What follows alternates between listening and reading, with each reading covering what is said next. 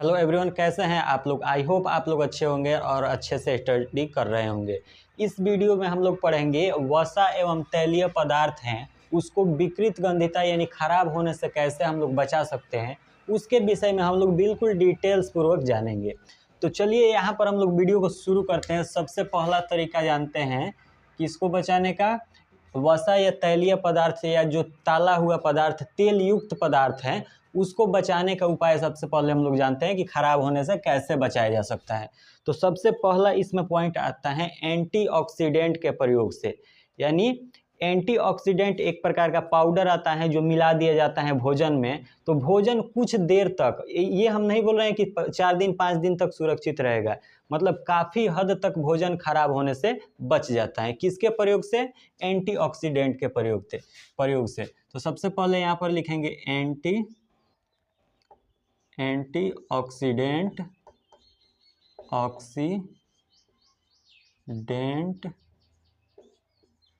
का प्रयोग। एंटीऑक्सीडेंट का प्रयोग से हम भोजन को बचा सकते हैं खराब होने से, यानी विकृत गंधिता होने से बचा सकते हैं। तो यह भी एक तरीका है भोजन को सुरक्षित रखने का। दूसरा तरीका की यदि हम बात करें तो दूसरा तरीका आप लोग को पता है, जैसे उदाहरण के लिए आप लोग दुकान में देखे होंगे चिप्स कुरकुरा इत्यादि का पैकेट जो आता है उसमें गैस भरा रहता है। जैसे हम लोग पहले जाते थे दुकान में खरीदने तो 5 रुपये के यदि कुरकुरा मिलेगा उसमें फाड़ कर देखेंगे तो थोड़ा सा ही रहेगा, बाकी सब गैस भरा रहता था। तो हमारे दिमाग में क्या मानसिकता था पहले कि यह ज़्यादा दिखाने के लिए उसमें गैस भरा है, सब हवा भर दिया है कि ज़्यादा दिखेगा। लेकिन वास्तव में ऐसा नहीं है, उसमें नाइट्रोजन गैस भरा जाता है ताकि वह ऑक्सीजन से अभिक्रिया न कर पाए और खराब होने से बच जाए। उस दूसरा तरीका क्या है कि नाइट्रोजन गैस का प्रयोग। नाइट्रोजन गैस का प्रयोग। अब नाइट्रोजन गैस का प्रयोग किस प्रकार से होता है वो आप लोग भली भांति जानते हैं। जो पैकिंग वाला सामान आता है उसमें गैस भरा रहता है ताकि वह ऑक्सीजन से अभिक्रिया नहीं कर पाए।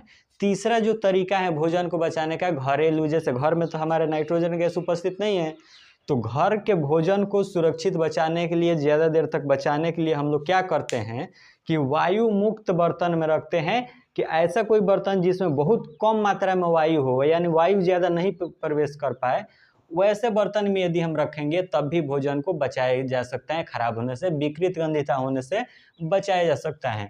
तो तीसरा तरीका क्या है? वायु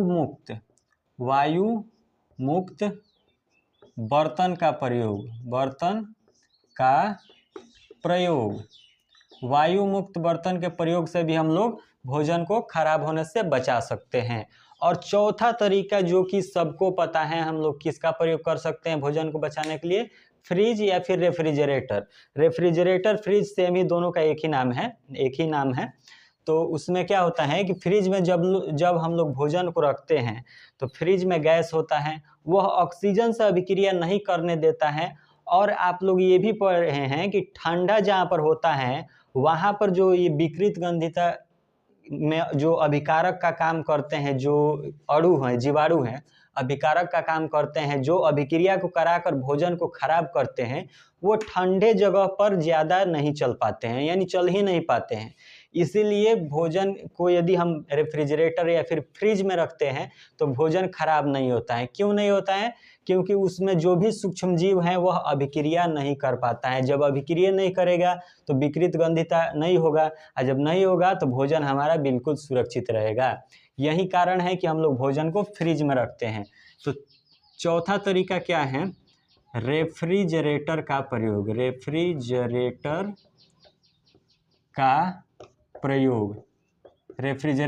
प्रयोग। तो इन 4 तरीकों से हम लोग भोजन को खराब होने से बचा सकते हैं। आप इस तरीके के जो चारों तरीका बताया गया है इसको आप अपने नोटबुक में नोट कर लीजिए, और एग्जाम में आएगा तो आप इसे विस्तार पूर्वक भी लिख सकते हैं कि भोजन को खराब होने से बचाने के लिए एंटीऑक्सीडेंट का प्रयोग किया जाता है ताकि भोजन खराब होने से बच जाए। बढ़ा चढ़ा कर लिख सकते हैं।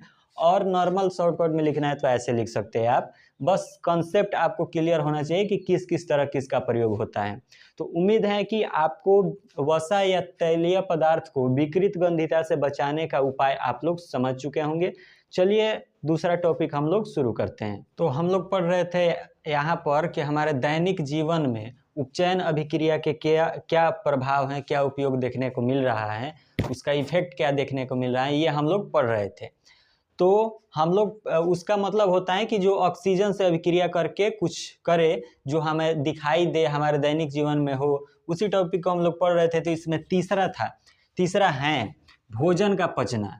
भोजन का पचना भी एक क्या है, उपचयन अभिक्रिया है। कैसे है तो देखिए, हमारे भोजन में मुख्यतः कार्बोहाइड्रेट रहता है। पाचन क्रिया के क्रम में यह कार्बोहाइड्रेट अपघटित होकर ग्लूकोज बनाता है, जो हमारे शरीर की कोशिकाओं में उपस्थित ऑक्सीजन द्वारा ऑक्सीकृत होकर CO2H2 और ऊर्जा में परिवर्तित हो जाता है। यानी देखिए, तो यहाँ पर यह अभिक्रिया होता है कि देख सकते हैं इतना जो हमारा तत्व है इसमें ऑक्सीजन के साथ अभिक्रिया हो रहा है। तो ऑक्सीजन के साथ अभिक्रिया होना भी एक उपचयन अभिक्रिया है, और यह अभिक्रिया हमारे शरीर के अंदर हमारे पेट में होता है यह अभिक्रिया। तब इस अभिक्रिया को हम लोग क्या कहेंगे, उपचयन अभिक्रिया। क्यों कहेंगे, क्योंकि ऑक्सीजन जुड़ रहा है, और ऑक्सीजन जुड़ेगा तो हमें ऊर्जा प्राप्त होता है, जो हमारे शरीर का टेम्परेचर मेंटेन रखने में काम करता है। ऊर्जा, जिस ऊर्जा की मदद से हम लोग काम कर पाते हैं, कोई भी वर्क अपना कर पाते हैं। तो ऑक्सीजन जुड़ रहा है, यहाँ पर देख रहे हैं, तो यह भी एक प्रकार का कौन सा अभिक्रिया है, उपचयन अभिक्रिया है। यानी भोजन का पचना भी कौन सा अभिक्रिया है, उपचयन अभिक्रिया है। तो आई होप आप लोग इस टॉपिक को भी समझ चुके होंगे। तो नेक्स्ट जो चौथा हमारा टॉपिक है इसमें हमारे दैनिक जीवन में उपचयन अभिक्रिया का प्रभाव में, वो आप लोग यहाँ पर देख सकते हैं। चौथा है दहन और ज्वाला।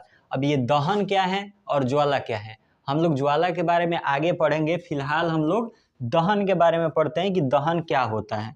तो दहन यानी देखिए लिखा हुआ है कि जब कोई पदार्थ ऑक्सीजन की उपस्थिति में जलने पर, जब कोई पदार्थ ऑक्सीजन की उपस्थिति में जलता है तो क्या निकलता है। जब नॉर्मल आप लोग देखे होंगे कि कोई भी पदार्थ लकड़ी जल रहा है तो क्या निकलता है, उष्मा यानी गर्मी निकलता है, और प्रकाश यानी वहाँ पर लाइट उत्पन्न होता है, वहाँ की वस्तु दिखाई देने लगता है, अंधेरा में रहता है तो यानी उष्मा और प्रकाश उत्पन्न होता है। इस पूरी प्रक्रिया को हम लोग क्या कहेंगे, दहन कहेंगे। कोई यहाँ पर सामान जल रहा है, जैसे यहाँ पर आप लोग देख सकते हैं कोई सामान जल रहा है, तो इसको हम लोग क्या कहेंगे, दहन का प्रक्रिया हो रहा है। सिंपल और आसान भाषा में कहेंगे।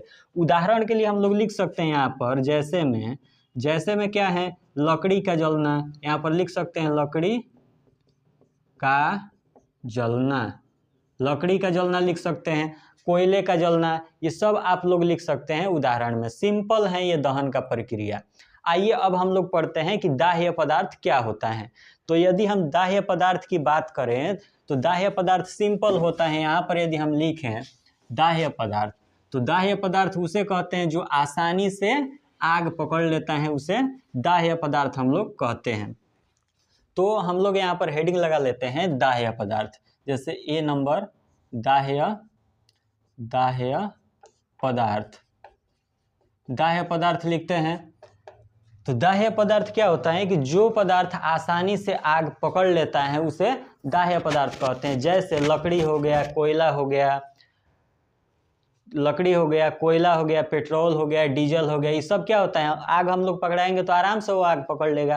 तो यह कौन सा पदार्थ हुआ, दाह्य पदार्थ। वहीं आप लोग सोचिए कि यदि आपके सामने यहाँ पर ईंट पत्थर, जैसे ये ईंट है, यहाँ पर आप लोग को भले नहीं दिख रहा होगा, मान के चलिए यहाँ पर ईंट है या फिर पत्थर है या फिर लोहा है, उसमें हम लोग कितना भी आग लगाएं, आग लगेगा, बिल्कुल उसमें आग नहीं लग सकता है। क्यों नहीं लग सकता है, क्योंकि वह अदाह्य पदार्थ है। यानी उम्मीद है कि आप लोग समझ चुके होंगे दाह्य पदार्थ और अदाह्य पदार्थ। तो यहाँ पर हम लोग लिख सकते हैं कि जब कोई, तो दाह्य पदार्थ का डेफिनेशन आप लोग देख सकते हैं, जब कोई पदार्थ आसानी से आग पकड़ लेता है उसे दाह्य पदार्थ कहते हैं। उदाहरण के लिए लकड़ी, कोयला, पेट्रोल, इस सब के बारे में आप लोग जानते हैं, आसानी से आग पकड़ लेता है। अब हम लोग बात करते हैं अदाह्य पदार्थ। तो अदाह्य पदार्थ देख सकते हैं, जो पदार्थ आग नहीं पकड़ता यानी जो नहीं जलता है उसे हम लोग क्या कहेंगे, अदाह्य पदार्थ कहेंगे। जैसे यदि आपके सामने यहाँ पर कोई बड़ा सा पत्थर रख दिया जाए या फिर छोटा ही पत्थर रख दिया जाए तो क्या आप बताइए उसमें आग पकड़ेगा? नहीं पकड़ेगा। तो उस पदार्थ को हम लोग क्या बोलेंगे? अदाह्य पदार्थ बोलेंगे। उसी प्रकार मान के चलिए लोहा रख दिया जाए, लोहा को हम लोग कितना जलाएंगे, कितना भी जलाएंगे तो भले पिघल जाएगा लेकिन जलेगा नहीं, यानी वह भी उसमें भी आग नहीं पकड़ेगा, तो उसे हम लोग क्या कहेंगे? अदाह्य पदार्थ, यानी जो जलने योग्य पदार्थ नहीं है। तो उम्मीद है कि इन दोनों टॉपिक को आप लोग समझ चुके होंगे। अब हम लोग पढ़ते हैं दहन की आवश्यक शर्तें। अब दहन की आवश्यक शर्त क्या है, चलिए हम लोग देखते हैं। अब हम लोग चर्चा करते हैं दहन के लिए आवश्यक शर्तों के बारे में, यानी क्या क्या शर्त हैं दहन कराने के लिए किसी भी पदार्थ का। तो यहाँ पर आप लोग देख सकते हैं कि सबसे पहला शर्त है ईंधन की उपस्थिति। अब मान के चलिए आपको किसी पदार्थ को जलाना है और वह पदार्थ ही नहीं रहे तो आप किसको जलाइएगा? वही बात है यहाँ पर कि सबसे पहले क्या चाहिए? ईंधन चाहिए, यानी यहाँ पर दाह्य पदार्थ हमें चाहिए। यहाँ पर लिखेंगे दाह्य पदार्थ, दाह्य पदार्थ लिखेंगे, यानी दाह्य पदार्थ हमको चाहिए तभी ना किसी पदार्थ को हम जला पाएंगे, उसको जला पाएंगे। उसके बाद लिखा हुआ है ऑक्सीजन की उपस्थिति, यानी दाह्य पदार्थ हो गया। दूसरा क्या चाहिए हमें? ऑक्सीजन चाहिए, यानी O2 चाहिए। उसके बाद जब दाह्य पदार्थ हो गया, ऑक्सीजन हो गया, उसके बाद ज्वलन ताप की प्राप्ति। ज्वलन ताप की प्राप्ति क्या है? यह एक प्रकार का न्यूनतम ताप है। न्यूनतम ताप क्या होता है हम अभी आपको बताएंगे, जैसे न्यूनतम ताप। अब देखिए मान के चलिए हम यहाँ पर कोई सामान रखे हैं जलाने वाला, जैसे ये लकड़ी है, लकड़ी है यहाँ पर, मान के चलिए लकड़ी का कुछ इस टाइप से हम लोग डायग्राम बना देंगे। अब इसका दहन कराना है तो लकड़ी यहाँ पर रख दिए, और लकड़ी रखे हैं तो खाली जगह है, तो खाली जगह में क्या भरा हुआ है यहाँ पर, जैसे हम यहाँ पर पढ़ा रहे हैं तो यहाँ पर आसपास हमारे क्या है? ऑक्सीजन बहुत ही मात्रा में उपलब्ध है। अब ऑक्सीजन उपलब्ध है तो आप लोग बताइए कि दाह्य पदार्थ हो गया, ऑक्सीजन हो गया, दूसरा हो गया। तीसरा क्या शर्त है कि न्यूनतम ताप, यानी वह तापमान जिस पर यह पदार्थ जलना शुरू कर दे उसे ज्वलन ताप कहते हैं। यानी न्यूनतम ताप वही ना हुआ मतलब यहाँ पर हम लोग टेम्परेचर दे रहे हैं, जैसे जैसे एक ऐसा टेम्परेचर का मान आएगा जिस पर ये जलना शुरू कर देगा, तो इस टेम्परेचर को हम लोग क्या बोलेंगे? इसका ज्वलन ताप बोलेंगे। उम्मीद है कि आप लोग समझ चुके होंगे। तो सब कुछ यहाँ पर उपस्थित है, जैसे आग लगाएंगे तो यहाँ पर आसानी से आग लग जाएगा। तो ये तो हम लोग क्या बोलेंगे कि दहन का काम हो रहा है, यानी इसी 3 शर्त पर कोई भी दहन का प्रक्रिया, दहन का काम जो है वह किया जाता है। अब देखिए जैसे उदाहरण के लिए हम आपको बता रहे हैं, आप लोग प्रयोग कर सकते हैं अपने घर में, छोटा मोटा एक्सपेरिमेंट है ये। जैसे आप लोग क्या कीजिएगा कि एक मोमबत्ती लीजिएगा, उसको जलाकर मोटा जो कॉपी है उस पर आप लोग रखिएगा। उस पर जैसे आप लोग रखिएगा मोटा कॉपी पर और वह जलना शुरू कर देगा, तब एक पारदर्शी गिलास होगा, यदि कांच का आपके पास पारदर्शी गिलास हैं, ट्रांसपेरेंट गिलास हैं, उससे ढक कर थोड़ा उस पर दबाव डालिएगा, उस पर प्रेशर डालिएगा ताकि ऑक्सीजन उसमें कहीं से प्रवेश नहीं कर पाए। तो कुछ समय तक वो जलेगा, ज़्यादा से ज़्यादा 1 मिनट जल सकता है। तो कुछ समय तक वह जलेगा और वह ऑटोमेटिक बुझ जाएगा। क्यों बुझ जाएगा? क्योंकि बाहर से तो हम ऑक्सीजन प्रवेश करना रोक दिए हैं और उसमें जो ऑक्सीजन है उसी की मदद से वो जल रहा था। जैसे वहाँ का एक ऑक्सीजन खत्म हुआ, वह ऑटोमेटिक बुझ गया दीपक। तो यहाँ पर आप लोग देख सकते हैं कि क्या नहीं था, ये था, लेकिन ऑक्सीजन की उपस्थिति नहीं थी, तब वह दहन रुक गया। तो उम्मीद है कि आप लोग समझ चुके होंगे कि कोई भी दहन का काम कराने के लिए यह तीनों शर्त मानना पड़ेगा, तभी दहन का काम हो सकता है, अन्यथा आप दहन का काम नहीं कर सकते हैं। तो उम्मीद है कि यह टॉपिक आपको समझ में आ गया होगा। अब देखिए हम लोग बात करते हैं नेक्स्ट टॉपिक, जिसका नाम है LPG, जिसको हम लोग द्रवीभूत पेट्रोलियम गैस के नाम से जानते हैं, जो हमारे घरों में खाना बनता है। आइए हम लोग उसको भी समझ लेते हैं। अब आप लोग यहाँ पर देख सकते हैं कि जो द्रवीभूत पेट्रोलियम गैस है, जिसको हम लोग LPG कहते हैं, जिसकी मदद से हमारे घरों में खाना बनता है, तो यह क्या होता है? यह ब्यूटेन का फार्मूला C4H10 होता है। प्रोपेन का जो फार्मूला होता है वो C3H8 होता है, और एथेन C2H6 का मिश्रण होता है। इन तीनों गैस को मिलाकर, इन तीनों पदार्थ को मिलाकर एक गैस तैयार किया जाता है, जो कौन सा गैस होता है? LPG, द्रवीभूत पेट्रोलियम गैस।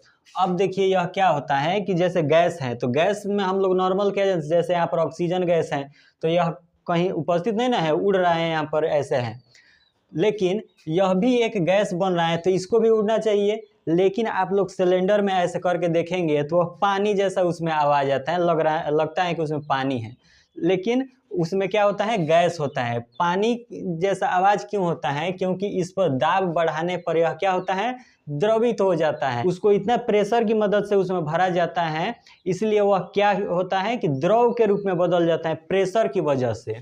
और जैसे बाहर निकलता है वो देखते हैं कि गैस की तरह उड़ने लगता है, यानी उसको प्रेशर दाब कर भरा गया है, इसीलिए वह किस अवस्था में बदल गया है, द्रव की अवस्था में। अब इसका उपयोग कहाँ होता है, तो इसका उपयोग खाना बनाने में किया जाता है। जैसे हम लोग खाना बनाते हैं घर में, तो उसी सिलेंडर की मदद से बनाते हैं। तो इसका रिएक्शन यह होगा, यह अभिक्रिया करता है, देख सकते हैं ऑक्सीजन से अभिक्रिया कर रहा है। तो यह भी एक प्रकार का कौन सा है, उपचयन अभिक्रिया का उदाहरण है, जो कि हमारे दैनिक जीवन से रिलेटेड है। और लास्ट में हमें ऊष्मा मिल रहा है, ऊष्मा से ही हमको काम रहता है। तो यह देख सकते हैं कौन सा अभिक्रिया है, यह एलपीजी का अभिक्रिया है। इसी अभिक्रिया की मदद से हमारे घर में जो खाना बनता है वो गैस आता है, इसी अभिक्रिया की वजह से आता है। अब देखिए एक नोट लिखा गया है इसमें कि इसमें कोई गंध नहीं होता। इन तीनों गैस को मिलाकर यदि हम शुद्ध रूप से एलपीजी की बात करें तो एलपीजी में कोई भी गंध नहीं होता है, उसका कोई भी दुर्गंध सुगंध कुछ भी नहीं होता है उसमें। यहाँ पर जैसे ऑक्सीजन का आपको कुछ नहीं ना पता चल रहा है, उसी प्रकार एलपीजी का भी कुछ पता नहीं चलता है। लेकिन आप लोग यहाँ पर सोच रहे होंगे कि गैस निकलता है तो हमें तो गंध आता है, बहुत खतरनाक गंध आता है। तो वो उसमें देखिए क्या किया जाता है, इसमें कोई गंध नहीं होता है, इसलिए इसके रिसाव का पता लगाने के लिए अल्प मात्रा में एथिल मर्कैप्टन C2H6S मिलाया जाता है। तो देख सकते हैं आप लोग, लिखा हुआ है स्पष्ट कि इसमें गंध नहीं होता है। लेकिन सुरक्षा की दृष्टि से देखा गया कि घर में यदि गैस लीक कर रहा हो तो किसी इंसान को पता नहीं चलेगा, आग भी लग सकता है और उस इंसान का घर भी जल सकता है। इसीलिए सुरक्षा की दृष्टि से उसके रिसाव का पता लगाने के लिए उसमें कौन सा गैस मिला दिया गया, एथिल मर्कैप्टन। इसका गंध बहुत ही खतरनाक होता है, इसलिए इसको कितना बहुत ही कम मात्रा में मिलाया जाता है। इसीलिए जब गैस निकलता है एलपीजी सिलेंडर से तो अब हमें वो कौन सा गंध आता है, एथिल मर्कैप्टन का गंध आता है, न कि इसका। तो हम पता लगा सकते हैं कि गैस कहीं लीक कर रहा है। तो उम्मीद है कि आप लोग समझ चुके होंगे, सुरक्षा की दृष्टि से यह गैस मिलाया गया है। अगर आप लोग सोचिए कि इसको ज़्यादा मात्रा में अभी थोड़ा सा मिलाया जाता है तो उतना खतरनाक गंध आता है, यदि इसी को ज़्यादा मात्रा में मिला दिया जाए तो कितना खतरनाक गंध आएगा, आप लोग अंदाज़ा लगा सकते हैं।